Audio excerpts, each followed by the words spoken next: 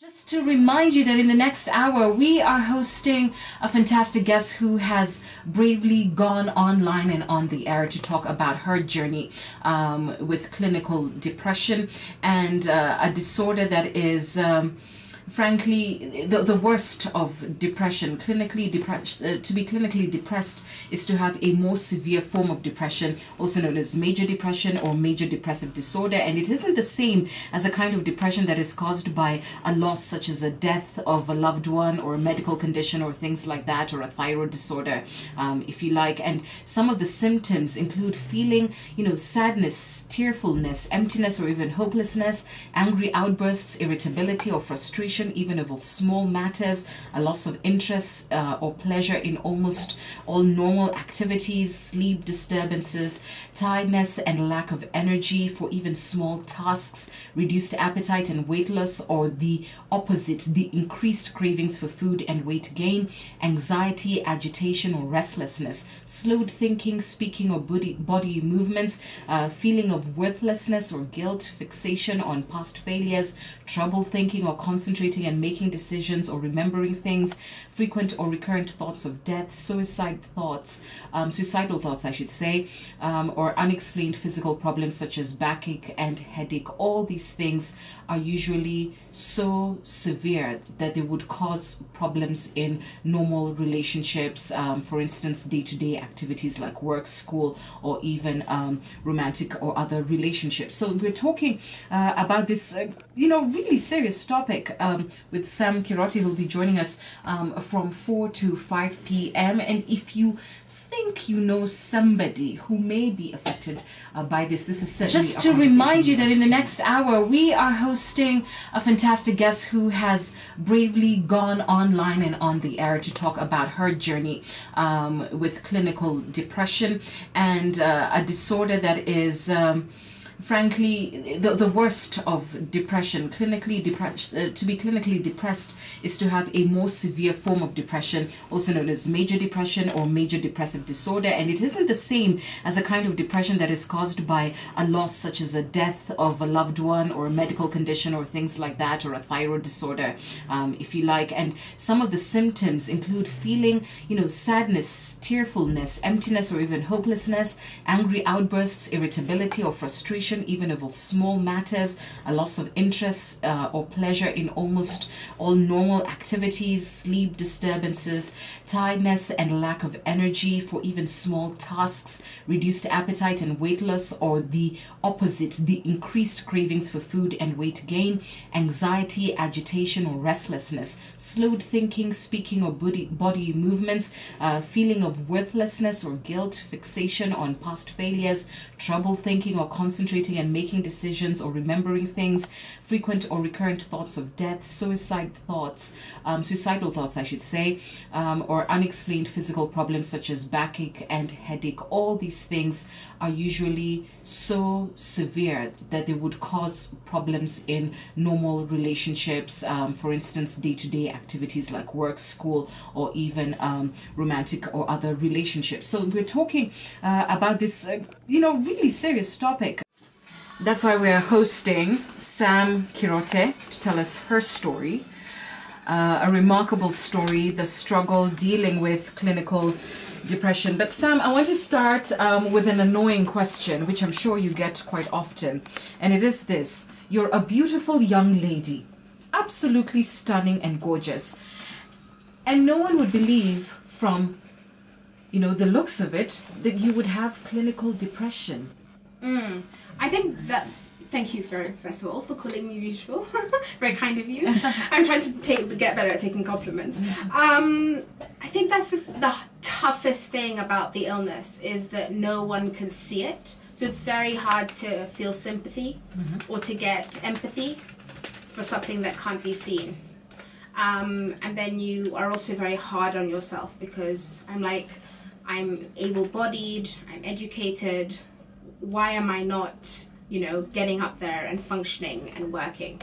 So it's one of the hardest parts about depression, because it's like you're drowning but no one can see. Yeah, absolutely. Looking at you right now, nobody would tell that there's anything wrong, that you're upset, that you're having a, even to be upset and have a bad day, leave alone the severity of depression. So tell us how you discovered that you were ill. Yeah. So one of the things I wanted to make very clear is that depression is not an emotion. As this generation, a lot of us talk about, I'm feeling depressed today, which is not the same as clinical depression, which is what I have. For example, I have a friend who's very close who also has depression, and I can text her and say, I'm so tired, but not in a depressed way. And she can understand the difference in that I've had a good day, but I'm tired normally. Whereas when I'm depressed and I'm tired beyond caring about anything, and that's not a good depression. That's not a good day. I haven't achieved anything, I haven't done anything. So depression is not an emotion, it's an illness, and it's a chemical imbalance in your brain. So these are things I discovered. I didn't know at the beginning. So I discovered I had depression about 4 years ago when I was officially diagnosed. A lot of the early symptoms were physical, I could say. I would have headaches, I would have numbness in my body, and I was working quite hard, but that wasn't unusual. Been working since I was 19, I worked my way through law school, and so I've been working full on. I love work. And then I really needed to take a break because I literally felt like something wasn't right with my body. I was also finding it very difficult to do simple tasks, like read emails, read books. And when you say you would find it difficult, what do you mean by that? It was almost like there was a complete block. Like I could not get myself to type in my password. It was like completely and totally debilitating. I could not like make a cup of tea. I could not, like, it was such a struggle to get out of bed. And forgive me, but just for the sake of carrying my audience along, when you say you could not make a cup of tea, and you're not physically impaired or anything like that, you're able-bodied, and somebody says, I don't understand how you could not just stand up, go and make the tea. What is it that prevents you from doing it? I honestly don't know. It's like I was trapped within my own body. I felt like there was cement in my body. And so it was like getting out of bed was like, people think you're lying in or you're lazy, but I would be lying in bed, totally wide awake, talking to myself, trying to like motivate myself, just try and do one thing, just lift your leg. And we talked it through with my psychologist, and she was like, try put one hand on the floor, then the other hand on the floor, one day. Then the next day try and put a leg out. Like, it seems completely ridiculous, but when you're in it, I can't tell you how paralyzing it is. So making tea is something like was actually quite advanced at that point. Right. But it was being able to get out of bed. So when I needed to do concentrated tasks, like write an email or be strategic within a job, it was like I was just fighting to be there. I couldn't even move beyond that point. And I mean, yours is quite, would I say, more severe than, the depression as we know it. There's a difference between clinical depression and just depression. Would you, give us that difference? Well, I always insist on calling it clinical depression because there are various forms of depression. First of all, you can have moderate to severe depression. So it's kind of on a scale, a spectrum.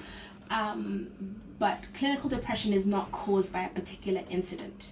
So people can have depression if they've been in a traumatic experience, they've been in a car accident, they've lost a child, and that can bring on depression. But mine wasn't brought on by a particular incident. It's just I have a chemical imbalance. So the chemicals in my brain are not, at the levels they need to be in order for me to function. So that's why I try and make it very clear that clinical depression is not caused by something. Because the question I actually get asked the most and is the most annoying is, so what caused your depression? And I'm like, nothing. I just got a sickness. Like some people get cancer or some forms of diabetes that you just get or are susceptible to. It's just an illness that came. There's no cause of it.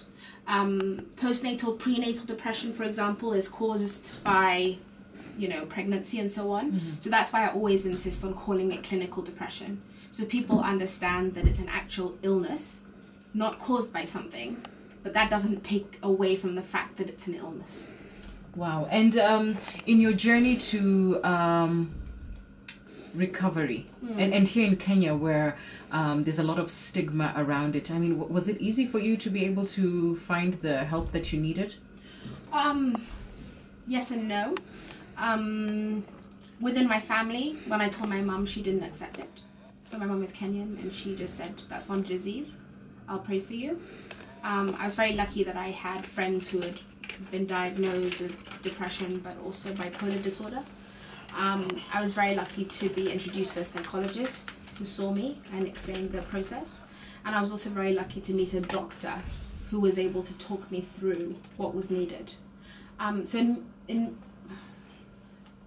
like parents and family can be your support system, but sometimes when it comes to a disease that can't be understood, you're very lucky if you have people outside of your family that can step in and like catch the ball on this one. I would say that people say very hurtful and mean things to you. I've been called lazy more times than I care to mention. I've been called resilient. I've been told how privileged I am and I should just get over it. I have told people that I have depression, and one man told me, you know what, you just need to loosen up, get drunk and get laid. I've been told, you don't look like a crazy person to me. Like, people say very like flippant things on like, which if you're not in a good place can really hurt you, especially if they're close to you. And in the beginning I only told a very few people because I was also ashamed. So now that I'm no longer ashamed, I can tell more people. And when people say stuff to me, I don't feel it the same way I used to before. Because also when you tell more people come forward and tell you their stories. Their stories of their own struggles, of their brother's struggles. Some, I've gotten all sorts of messages on Instagram like, your story sounds like mine with a twist. My best friend committed suicide. Still didn't understand it. Would you speak to me because I want to understand? My parent is struggling with clinical depression, which I think is almost harder because how do you deal with a parent who is not getting out of bed for days and won't look after you and you're a child? So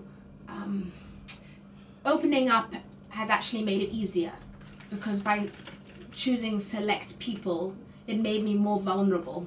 Whereas opening up to a more global kind of sort of community has meant that the range of people who get in touch is much wider and in actually much kinder.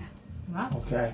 And was it easy? They normally say that acceptance is perhaps one, if not the first step towards healing, towards betterment. How difficult or easy was it for you to accept that actually you are suffering from that particular condition once you were diagnosed? So as I said, I received an official diagnosis 4 years ago, and initially I accepted it, but I didn't think I had depression. And then a year later, I got even worse. So I went on medication, which I think was another big step because there's a lot of stigma around taking antidepressants. People think that you're weak. Why can't you just get better on your own? This is something that you should be able to fix. So that was another stage of acceptance. And antidepressants was very difficult because they don't work immediately. So like you've decided to take a medication, but it doesn't work for 3 to 6 weeks. And then at the same time, they start you on a very low dose. And then sometimes they change doses, or they increase doses, or they combine different types of medication. So by the time you're so sick and you're so tired, all you want is someone to say, this is the exact right medication to take, and tomorrow you'll be better.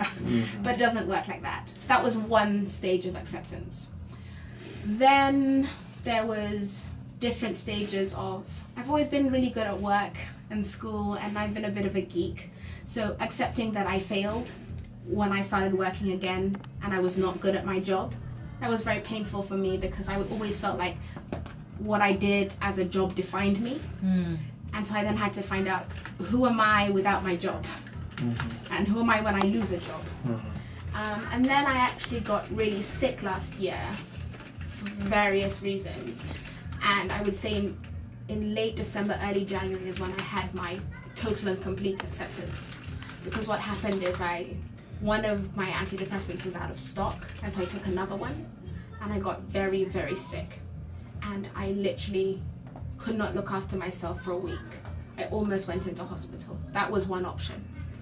But then it meant that I had to tell my friends, I am so sick, you need to come and look after me until I'm better. And I'm the kind of person who doesn't like to ask for help, doesn't want any of that stuff. But for 7 days, people had to shop for me, help me around the house, like make sure I took my medication on time. So I think in January, like realizing that I could reach out to my friends, I could show them the whole of the real me, and they would still be my friends, was the final stage of acceptance for me. And then in April, I started a fundraiser to raise money because I was in debt, because I hadn't worked for 4 years. I'm an only child. I was raised by a single mother. My mum can't work because she's been in a car accident and she has Parkinson's disease.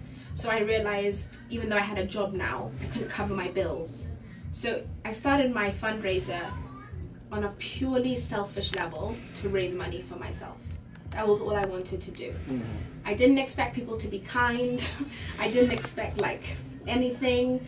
I was just like, I'm all out of options. I have bank loans. I would wake up to like calls from credit card companies telling me all sorts of things.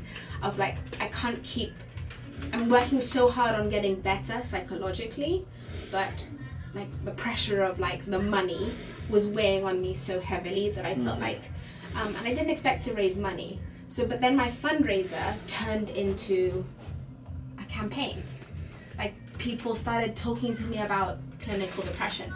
My direct messages were full of messages from strangers sharing those stories that I shared. And that's really what has moved me beyond anything. Because I shy away from the internet because I think it's full of mean people, or the worst of people sometimes. Somewhat, yeah. Yeah, but people were genuinely kind and giving with their stories and with their time and with their kindness and checking in on me. And being patient when I was like, I'm okay, but I'm not well enough to respond to you right now. And also people who don't have anyone to speak to are contacting me anonymously on what I've heard the kids call Finsters, which are fake Instagrams. I don't know this. But this is breaking news. I know. To all of us, to everyone in the room. What was that again? They're called Finsters, yeah. So like I don't know their names. I just know that sometimes they say, I can't get through the day. And I'm like, you need to call a doctor. But let me talk to you now. But call a doctor. So it's people who, so the shame is still there. This is a person who knows I have depression. I'm not going to judge them. I'm not going to break their trust as far as I would not intentionally break their trust. But they still have no one to go to. That's how deep the shame is. And I know so many young people, late 20s, early 20s, early 30s, who've committed suicide. And we're going to talk about that shortly, because I guess what we say here is, you know, so-and-so passed away after short illness. Yeah. That has become pretty much it. The standard line. Yeah, so we're talking more with Sam Kirote after this. Nas, Lauryn Hill, all-time favorites, playing for you on Hot 96. This is the hashtag Hot Drive.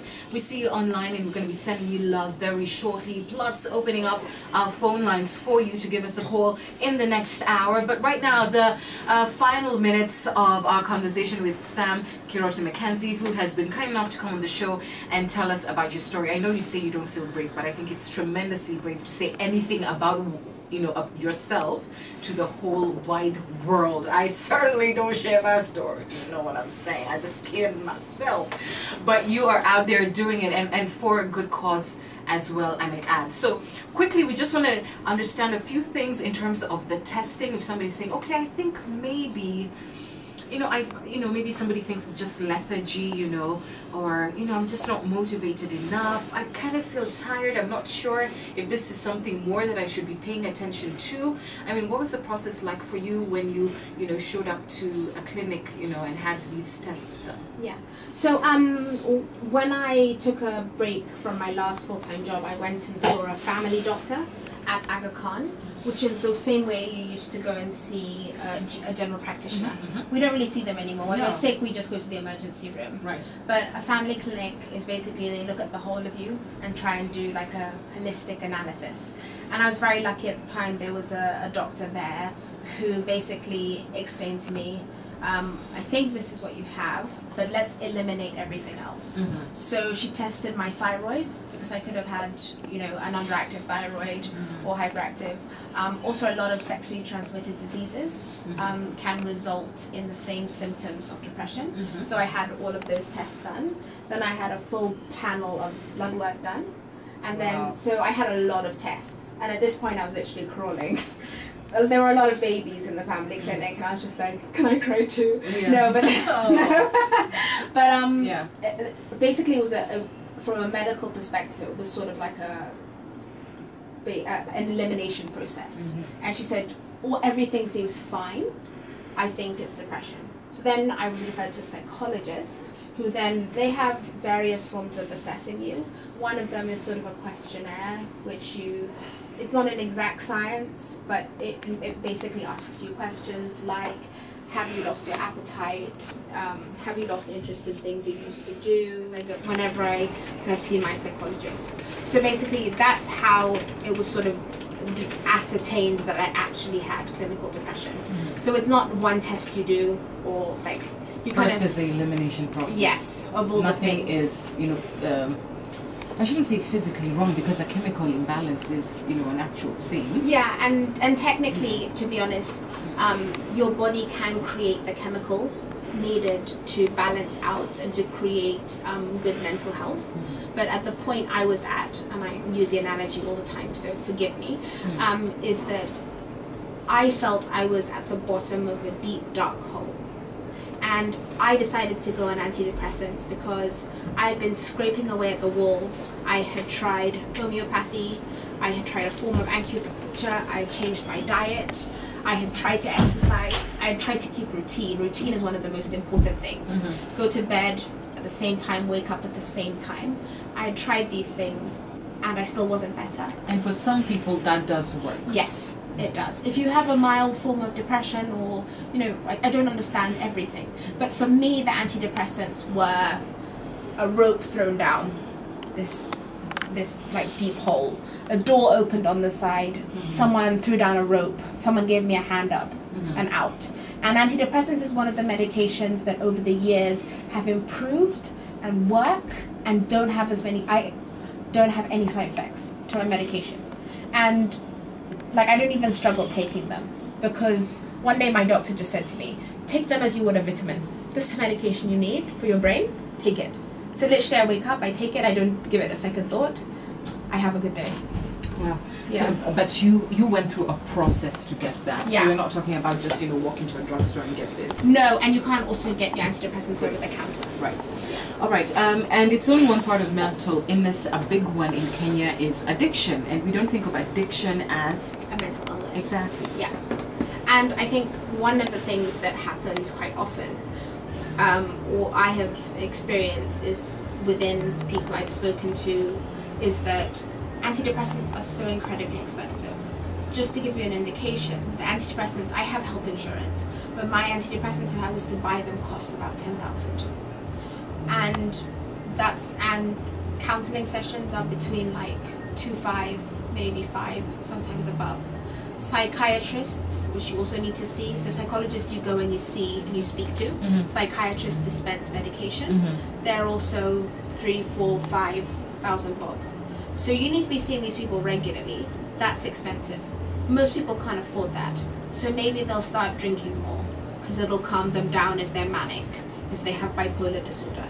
Because alcohol is a present. Sorry to interject, but you hear people all the time say, but let me just go take a shot, then I'll be fine. Fine. You know? And we've normalized it in Yeah. Kenya that if you're having a hard day, just step out to take a shot, or a puff on your cigarette, and then go back to work, and that's fine. And it isn't, because you're coping using. Yeah. Well, A I drug. think it's fine to unwind, but the way that addiction is bad is when you know that it's bad for you, and yet you continue to do something that is harmful to you. And that's when you're not coping.